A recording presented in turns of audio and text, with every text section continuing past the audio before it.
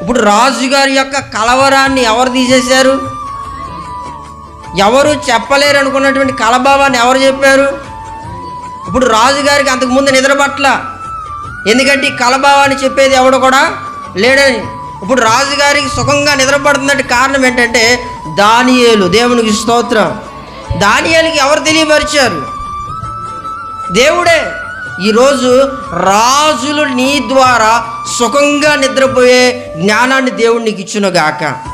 దానియేలు ప్రార్థన చేస్తున్నాడు, ప్రభువా ఆ కలభావం నాకు తెలియాలి. గొప్ప విషయం ఏంటో తెలుసా? ఎవ్వరు విప్పలేని కథలు దేవుడు నీ ద్వారా తెలియపరచబోతూ ఉన్నాడు.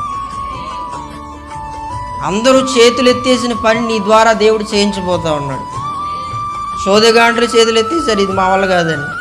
శకునగాండ్రు చేతులు ఎత్తేసారు, ఇది మా వల్ల కాదని. అసలు ఇది అసాధ్యం అన్నారు.